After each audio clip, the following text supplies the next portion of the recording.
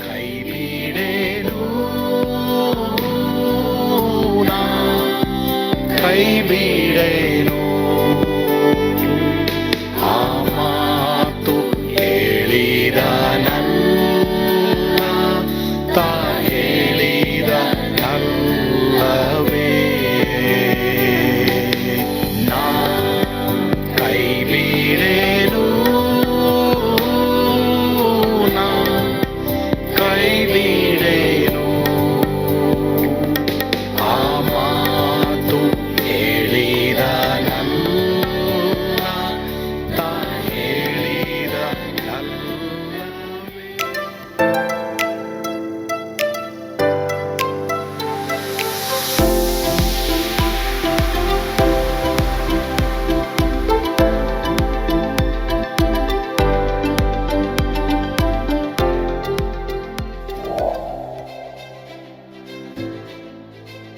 ಕರ್ನಾಟಕಕ್ಕಾಗಿ 3 ದಿನದ ಉಪವಾಸ ಪ್ರಾರ್ಥನೆ. ಹಲವಾರು ಜಿಲ್ಲೆಗಳು, ಲೆಕ್ಕವಿಲ್ಲದಷ್ಟು ಹಳ್ಳಿಗಳು ಮತ್ತು ರಕ್ಷಣೆಯ ಅವಶ್ಯವಿರುವ 6.5 ಕೋಟಿಗಿಂತ ಹೆಚ್ಚು ಆತ್ಮಗಳು ಇರುವಂತ ಕರ್ನಾಟಕ ರಾಜ್ಯಕ್ಕಾಗಿ ಪೌಳಿಯ ಒಡಕಿನಲ್ಲಿ ನಿಂತು ನಾವು ಪ್ರಾರ್ಥಿಸುವಾಗ ನಮ್ಮೊಂದಿಗೆ ಸೇರಿಕೊಳ್ಳಿರಿ. 31 ಜಿಲ್ಲೆಗಳು, 224 ಕ್ಷೇತ್ರಗಳು ಒಳಗೊಂಡಂತ ಕರ್ನಾಟಕ ಕಲಾಚಾರ, ಪಾರಂಪರ್ಯ ಮತ್ತು ಅವಕಾಶಗಳು ಇರುವಂತ ನೆಲ. ಆದರೆ ನಮ್ಮ ವಿಜ್ಞಾಪನೆ, ಪ್ರಾರ್ಥನೆ ಅವಶ್ಯವಿರುವ ನೆಲ. ಎಸೆಕಿಯೇಲ 22:30 ದೇವರ ವಾಕ್ಯವು ಹೇಳುವ ಪ್ರಕಾರ, ಪೌಳಿಯ ಹುಡುಕಿನಲ್ಲಿ ನಿಲ್ಲುವಂತ ಒಬ್ಬನನ್ನು ನಾನು ಹುಡುಕಿದೆನು. ಈ ದಿನ ಆ ಕರೆಗೆ ನಾವು ಕಿವಿಗೊಟ್ಟಿದ್ದೇವೆ. ಏಪ್ರಿಲ್ 14, 15, 16ರಂದು ಹೃದಯಪೂರ್ವಕ ಪ್ರಾರ್ಥನೆಗಳು, ಆರಾಧನೆಗಳು, ದೇವರ ವಾಕ್ಯದಲ್ಲಿ ಬೇರೂರಿರುವ ಬಲವಾದ ದೇವರ ಸಂದೇಶಗಳ ಮೂಲಕ ಯೇಸುವಿನ ಪ್ರೀತಿಯಿಂದ ಕರ್ನಾಟಕ ಬದಲಾಗುವುದನ್ನು ಕಾಣೋಣ.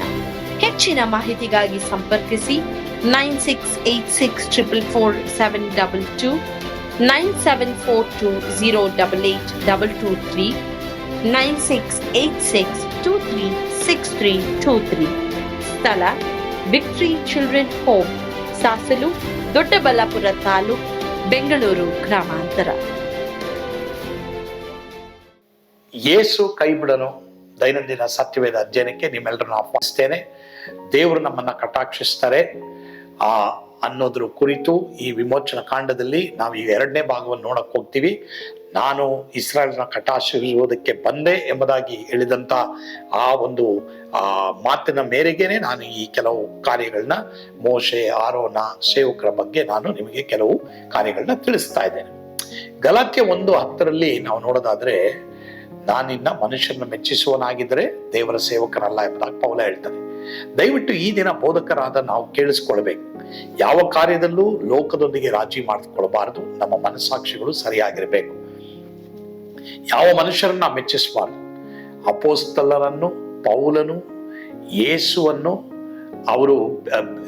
ಯೇಸುವನ್ನ ಅವರು ಚಿನ್ನ ಎಂಬುದಾಗಿ ನಂಬಿದ್ರು.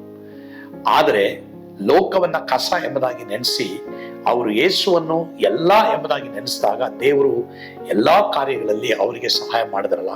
ಹಾಗಾದ್ರೆ ನಮಗ ಅವ್ರು ಸಹಾಯ ಮಾಡಲ್ವಾ? ಮಾಡ್ತಾರೆ ಪ್ರಿಯರೇ. ಸೊ ಹೀಗಾಗಿ ಪ್ರಿಯರೇ, ಲೋಕದ ಮೇಲೆ ನಾವು ಹತ್ಕೊಳ್ಬಾರ್ದು, ಕರ್ತನ ಮೇಲೆ ನಾವು ಹತ್ಕೊಳ್ಳೋರಾಗಿರ್ಬೇಕು. ನಾವು ಕರ್ತನ ಮೇಲೆ ಹತ್ಕೊಳ್ಳುವಾಗ ಮೋಶೆಗೆ ದೇವರು ಸಹಾಯ ಮಾಡಿದಂತ ಕರ್ತನು, ಅಪೊಸ್ತಲರಿಗೆ ಸಹಾಯ ಮಾಡಿದಂತ ಕರ್ತನು ನಮಗೂ ಸಹಾಯ ಮಾಡ್ತಾರೆ. ಏನ್ ಸಹಾಯ ನಿನಗೆ ಬೇಕು? ಕಣ್ಣೆತ್ತಿ ಮೇಲಕ್ಕೆ ನೋಡು, ಕರ್ತನು ನಿನ್ಗೆಲ್ಲ ಸಹಾಯವನ್ನ ಮಾಡೋರಾಗಿದ್ದಾರೆ. ಕರ್ತನು ನಿಮ್ಮೆಲ್ಲರನ್ನು ಆಶೀರ್ವಾದ ಮಾಡಲಿ. ಆಮೇನ್. God bless you.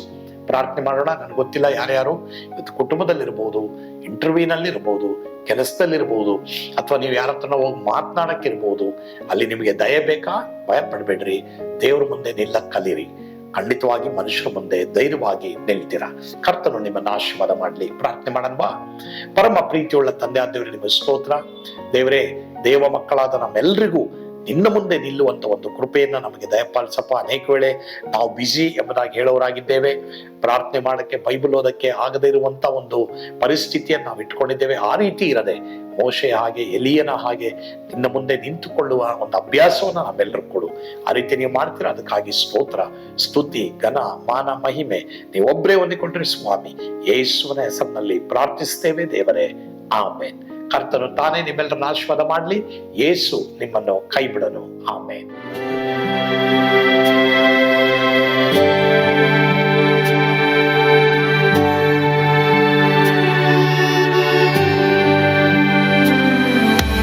ನಾನು ಪಾತ್ರದಲ್ಲಿ ಈರುವಾಗಲು ನೀನು ಪಾಯಪಟ್ಟು ಓಡಬಾರದು.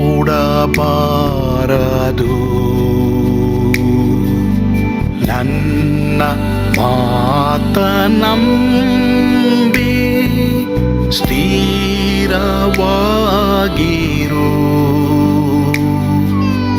ನಿನ್ನ ಬಿಡಲಾರೆ, ಬಿಡೆನು ಎಂದೆಂದಿಗೂ.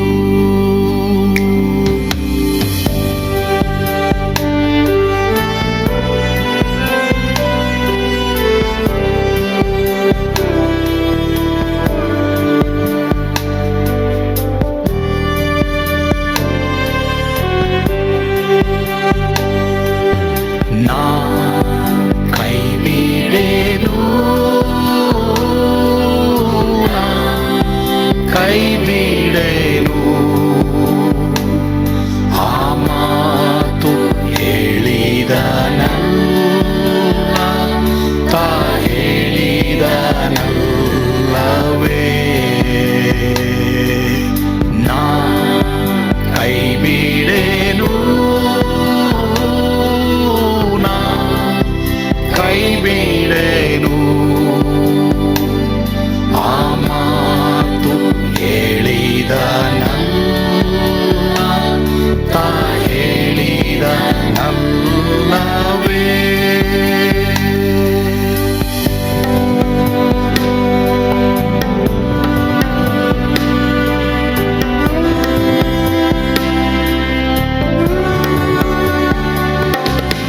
ಸುತ್ತಲೂ ಹೂಗಳು ಬಾಡಿ ಹೋದರು,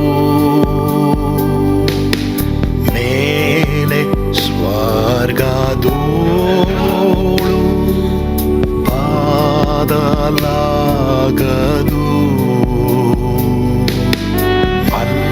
ಅಲ್ಲಿಂದೇಸು ಸ್ವಾಮಿ ಬಾರುವಾತನು. ನನ್ನ ಬಿಡಲಾರ, ನನ್ನನ್ನು ಕೈ ಬಿಡನು. ನಾ ಕೈ ಬಿಡೆನು, ನಾ ಕೈ ಬಿಡೆನು. ಆ ಮಾತು ಹೇಳಿದನಲ್ಲ, ತಾ ಹೇಳಿದನಲ್ಲವೇ.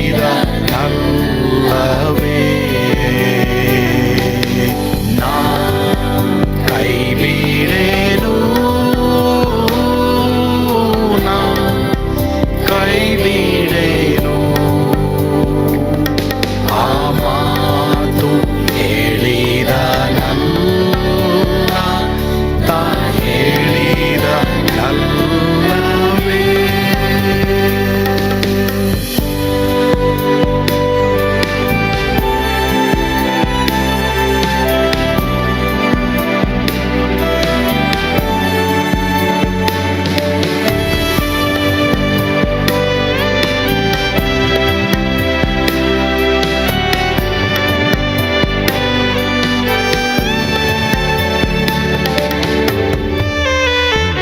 ಮುಂದೆ ಬಾಹು ಕಷ್ಟ ಬಾರುತ್ತಿದ್ದರು,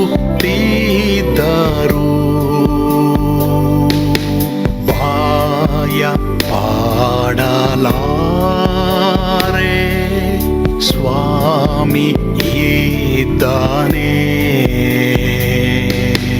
ಬಾಲವಾಗಿ ನಿಂತು ಹರ್ಷಗೊಳ್ಳುವೆ.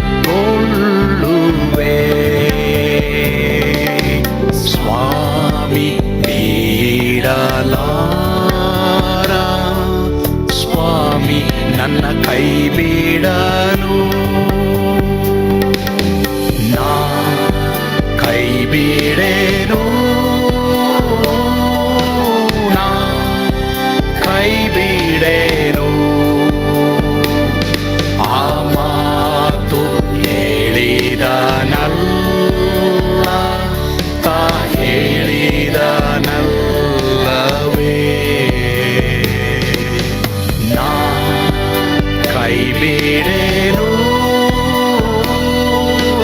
ನಾ ಕೈ ಬಿಡೆನು. ಆ ಮಾತು ಹೇಳಿದನಲ್ಲ, ತಾ ಹೇಳಿದನಲ್ಲವೇ, ತಾ ಹೇಳಿದನಲ್ಲವೇ.